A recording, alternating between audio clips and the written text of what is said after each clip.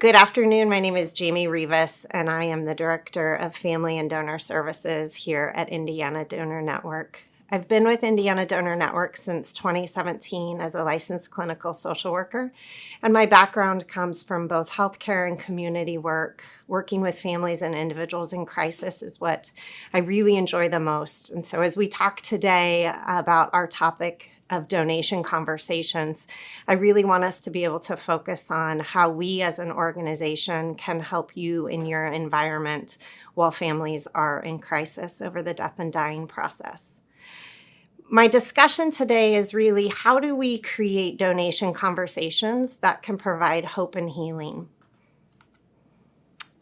If I imagine what it's like to be you as a provider in your healthcare environment, working with the death and dying process of families, I know there's several key areas that make your job really difficult as we come into the picture and as we partner with you over the potential for donation. One of those key areas is that conversations around end of life and the medical team's clinical assessment of patients are really the most difficult to prepare for. And we know that that makes your days of work with us sometimes really complex. I also know that the core clinical skills, your essential excellent skill sets, get challenged when a patient is unable to have life-saving intervention and the family is now making medical decisions. We know that that means your patient's family is going through a loss process and they're losing their loved one, which is so difficult as a provider. We also know that partnering with Indiana Donor Network means that the potential for a donation conversation is something that you're aware of, but something that your patient's family is not aware of. And I know it's complicated for you to hold that information and to start creating a space for us to become involved while you know that the family is completely unaware of those next steps. I'd like to take the chance to say that we're grateful to partner with you. I know that our cases can be incredibly complicated as you work with our teams in the hospital setting, but we are grateful that you care for our families and you prepare that death and dying space before we enter it in your hospital setting. This picture is a picture that I'd like to use as a reminder that we know that the hours that you spend with us are really complicated. And what we'd like to do is to create an opportunity for a family to be involved with us long term. This picture is a picture of a group of children at our Donor Hero Camp. And these are children of donors. Children whose families have chosen to be a part of our bereavement program and to follow a path of hope and healing with us. So I'd like to use it as a reminder that we may work with you briefly, but we have the opportunity to work with donor families for years and years. Just for context of our discussion today, I want to briefly highlight the way that our partnership with you, how it begins, and how really that beginning is our attempt to start supporting a family long-term. Your critical work helps us as triggers are met and you make that initial referral call to our organization. Our staff arrive on site to the hospital, speak with you by phone potentially, and we are working through that initial referral. Next, Indiana Donor Network is gathering clinical information from you, and really the input of all providers is important as we complete the process of determining, can we look at this patient as a potential for candidacy for either brain death or DCD donation if end of life occurs. Next, our team is really attempting to start the huddling process and open a pathway to communication so that we can consider what happens next if family conversations arrive. Indiana Donor Network then communicates that patient's organ donor registry status. So that's where we have a chance to provide to you information about whether that patient has chosen to register as an organ and tissue donor and some of the steps that might be involved in that process. Indiana Donor Network is trying to establish with you our level of decision making around who donation conversations will occur with. And that happens through our UAGA. That's the Uniform Anatomical Gift Act. And our team is communicating with you because your end-of-life decision makers through the healthcare process may be a little bit different than who we are considering to be the key players in our donation conversations. And we'll communicate that with you. IDN is looking to develop a plan at all times for early education if possible. And so that means looking for a timely approach so that a donation conversation can occur when it is potentially meaningful and safe for a family, and also can occur while the hospital is preparing for what next steps may need to occur for donation to happen. Indiana Donor Network wants to show you a potential for us to start supporting that family as early as possible and supporting them through their grief, regardless of decisions or feelings or reactions that they may have about the pathway to donation. And ultimately, Indiana Donor Network is trying to provide support all the way through organ recovery for that family and also through their bereavement process long term. And that aftercare process begins at bedside. It begins with the medical team, aware of our presence in the room with the family, and it extends throughout our whole hospital practice. Our goal is to honor all families through the donation conversation and organ recovery process, and we really want to define for you what that means. A donor family includes all family members, anyone who is associated with that donor and who chooses to participate in the donation process. This means that both with organ and tissue donation, we are able to accept family members to receive information, receive education not only about donation, but about the gifts that are able to be given through the transplantation process. A donor family participates in education and approach at bedside if they are involved in the decision making. And that looks very different for every patient also. You know that sometimes there can be complex psychosocial issues within the hospital setting, and we want to make good decisions about who we speak with, but we also want to support the entire network of family when possible. We support all families around the intent for donation to occur, even if their loved one is not medically suitable to become a donor. And some of you may have participated in the hospital setting when we approach a family, when we start working through donation, and when a case is actually closed, and we can continue to be available for that family.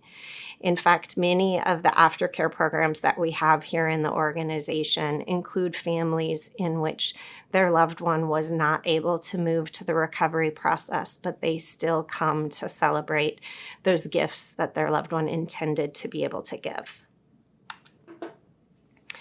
For those of you that have done any studying or work around the grief process, I wanted to be able to highlight that we know it is very complicated. And at Indiana Donor Network, our family advocate teams and our clinical coordinators absolutely expect the grief process to be complicated.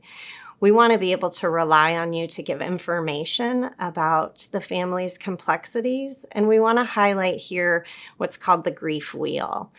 And in essence, we know that the initial loss of a loved one can really send a family into very complicated behavioral reactions and emotional experiences. And they look different for everybody.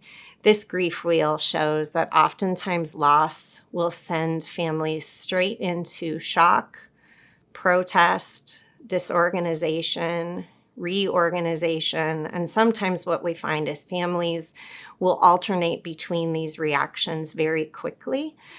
They can alternate in ways that make a lot of sense to us as a provider or in ways that we least expect. What we know is that the grief process can either send a family into a very complicated state of deterioration where a family member or a family unit really starts to decompensate quickly, both physically and mentally and emotionally. Or a family can actually go into a path of recovery that looks very healthy. And we expect to be able to see this in the hospital setting. We see that grief is something that starts behaviorally over the coming hours, the coming days, and then really heads into months and potentially even years. What we believe is that the donation, recovery, and transplantation process allows a family to refocus during their grief and allows a family to see something good and peaceful that may happen through donation and transplantation, and that a family is able to see a pathway towards recovery because there is something to focus on outside of just devastation and loss. The path to the donation conversation includes you as a provider, and we know as a family is experiencing grief, even before we're involved, you are critical in setting up an environment in which we can have a healthy donation conversation, no matter how complex the family's reaction is. We know that the days and the hours leading up to end-of-life decisions and end-of-life testing in the hospital setting mean that a family has the opportunity to feel supported, to feel heard, and to really receive information and process information that's valuable to them. Your involvement in understanding our triggers, making timely referrals, assisting us with clinical information, and really helping us determine eligibility and suitability is key. And we appreciate it. We know that the time it takes is something that is one more thing on your plate. But please know that each of those conversations that you have is going to be critical to us. When you provide a supportive space for families, you create a trust relationship with them that will translate to us. No matter how that family is going to respond to death and dying, we know that that family is going to see that either that hospital created a space of safety or they're going to feel as if they don't have relationship within the hospital. And that's a key factor for us in our ability to speak to family about next steps. Your psychosocial expertise is absolutely the foundation to our conversations. We know that you have information about that family and how their grief reactions have looked, and those will help us make decisions about who we're speaking with and how that conversation may go.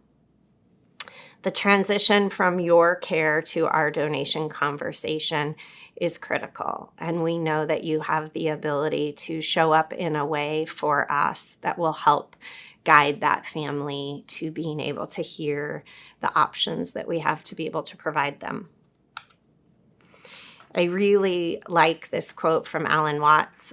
He's a British American philosopher, and he says, by replacing fear of the unknown with curiosity, we open ourselves up to an infinite stream of possibility.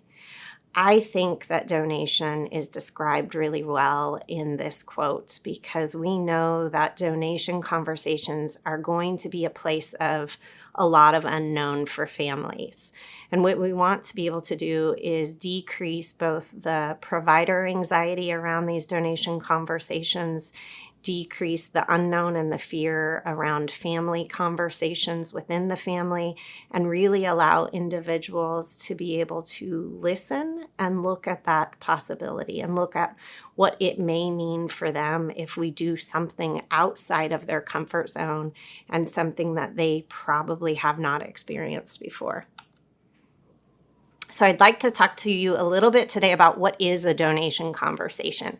We know that most of you have never actually heard a donation conversation and that the average provider is not in the room with us during a donation conversation. And we want to make sure that you are not concerned about what it may be or may not be, and that you don't have any questions about it. Every donation conversation is completely different, but there's a lot of key elements that exist. Depending on what a family needs, a conversation may be very fast and simple, or it actually could occur even over days with a family. So a few things that we get asked often is what we're going to cover right now. First question is, who is a decision maker? Our UAGA guides us, and if a patient is first person authorized, that patient is actually the ultimate decision maker. And they therefore have decided that they'd like to be an organ and tissue donor. And we are here to educate the family on how it will look.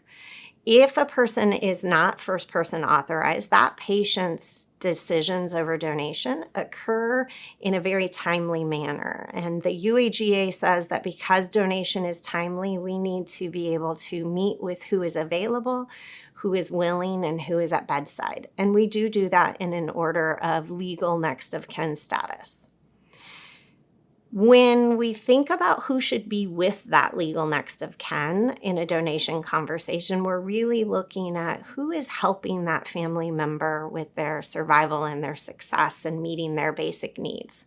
Those people can often be decision makers with the legal next of kin and help them process a lot of information that they need to receive.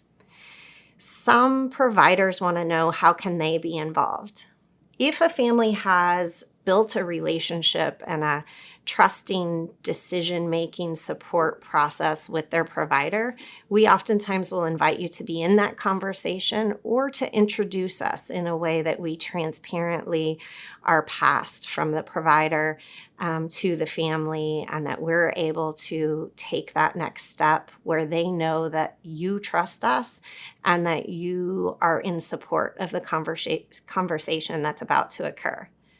This conversation can really happen at a time in which the family looks ready to listen and receive. And that looks very different for every family.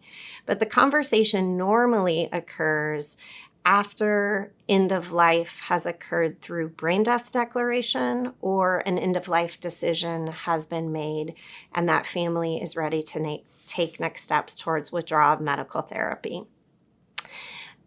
We use the word decoupling often, and we'd like to tell you what decoupling means. It really means the space and time that occurs after a family has made end-of-life decisions or has received end-of-life information, and they've had a chance to process it.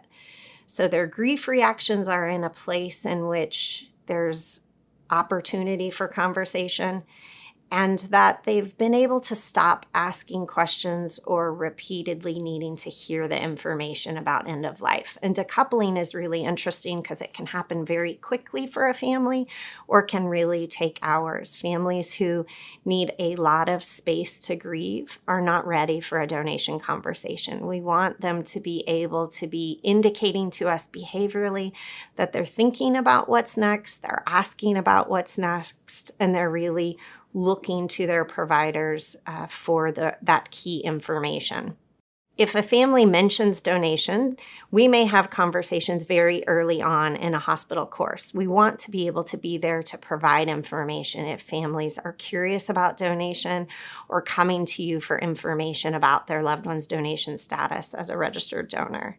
Please make sure you communicate with us anytime you feel like a family is looking for donation information. If a family wants to withdraw medical therapy immediately, we know that these situations can be complicated for you, and we want to communicate closely with you, either to provide you with information to give the family so that a conversation can occur quickly, or for us to be able to arrive very quickly and have those conversations in person. So please, as soon as that occurs, please be ready to contact us, call our call center so that we can be involved in assisting you through that complexity. Sometimes cases can be very complicated when a family does not agree with their loved one's organ donor status. If a patient chose to be an organ and tissue donor and the family is not receptive to that education, we know that this puts the hospital team in a difficult spot for us. And we know that in that environment, we want to assure you that we are comfortable in working with families who are initially or throughout the hospitalization resistant to our process. It is okay for a family during their grieving process to be surprised, to be confused, to be upset, and to just frankly not want to work with us. And we think that the most important piece is for us to be able to be patient with that family and for us to be able to express to that family that we are comfortable supporting them even as they don't support their loved one's registered donor status. And we ask you as a hospital to be supportive of both us and that family and to help continually bridge that family in education opportunities. What we find most often is that prior to recovery, a family is able to settle in their grief behavioral reactions.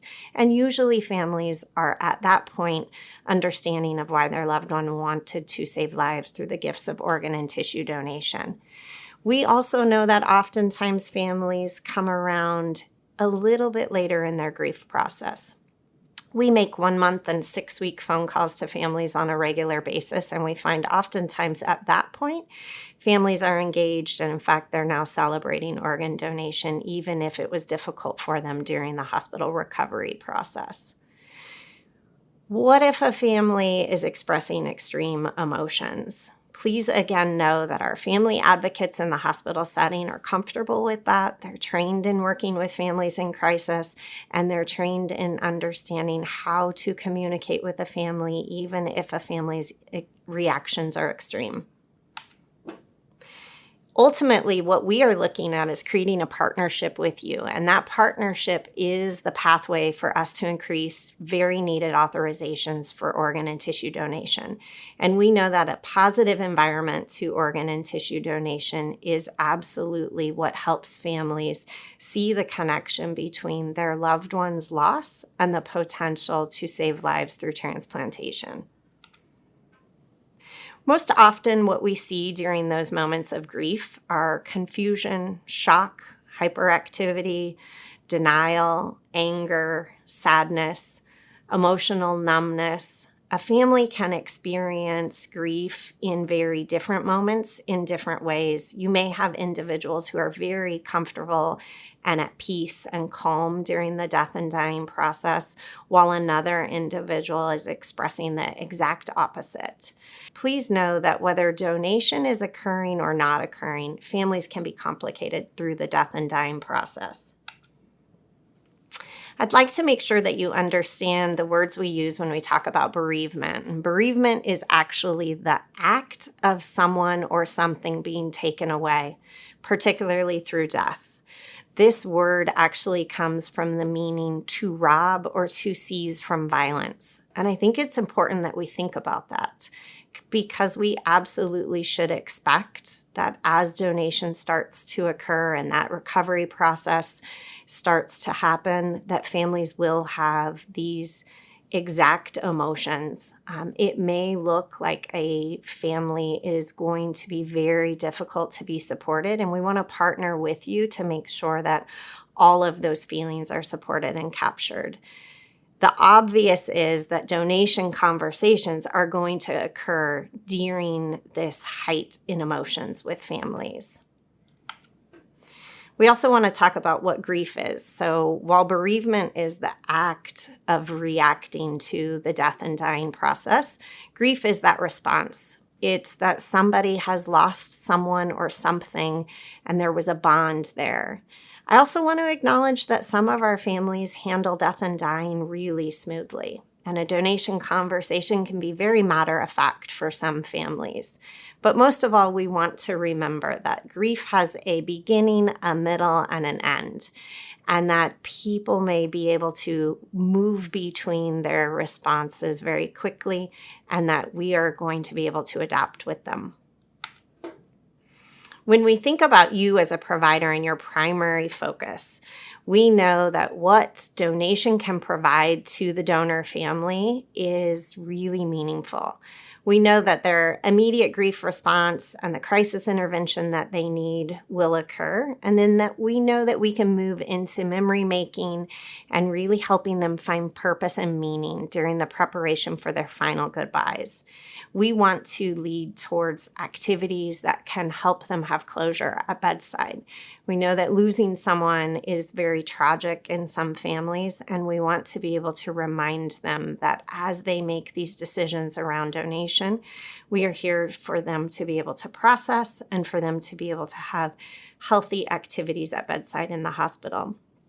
Even during times of limited visitation, we want to be able to help that family participate, and we want to be able to provide those activities for them, and we can be as creative as needed to include all family members, even those who aren't at bedside. During the donation process, we are giving families time to process what has occurred. And we know that sometimes that education needs to be repeated, whether it's education from you as a provider or education from us as a donation team. Our aftercare and our bereavement program is ongoing. So please know that as we introduce ourselves to families and our opportunities, we're going to be able to be there for the coming months, even years for families. There's a couple of key things that you can support us with, and by focusing on these, you are going to create a window for donation opportunity for us. And those three components are, number one, donation conversations are most successful when the family has had that critical time to decouple. They get over the immediate shock and the range of grief emotions, and they are ready to listen. And the more that you can do to help support them through that shock and that grief and the reactions that they're having, the better they're going to be able to hear us and receive information. The second thing that you can do is that it's really important that they are able to comprehend brain death. And so if a patient is going to go through brain death testing, we want to make sure that that family is able to be at bedside and participating or closely kept in contact with the team by phone. We know that the more firsthand information that a family is able to hear, the more that a family is able to see, and the more interaction that a family is able to have during brain death testing, the easier it will be for them to accept a brain death declaration and to move towards next steps. We know that the finality around time of death can be very helpful to a family. It can help them know that they are now moving into a next step process, and that end-of-life decisions, which will include us, are now able to be received. The third thing that we want you to know is that any emphasis that the medical team is able to give to the family in assuring their loved one's comfort through the withdrawal of medical therapy process is very helpful. When a family knows that they need to make a decision and brain death declaration is not included, we know that a family may get very hurried. They may have a reaction of feeling like they need to quickly let their loved one go. And the more time that we have to be able to educate them without them feeling a sense of urgency, the better the donation conversation will go. Please know that if you can assure a family that their loved one can be kept comfortable during the withdrawal of medical therapy process, it is helpful to us in explaining DCD and in explaining the ability for them to slow down and allow for allocation and organ recovery. A donation conversation is very simple, and we want to tell you what several of the key elements are. We have a couple of goals when we go into the patient's room, and the first is really to start an engagement process. We want to very quickly develop rapport with the family and start a relationship with them in which they can talk about their grief, they can talk about their loved one, and they can talk about what brought them to this process through the end-of-life hospitalization.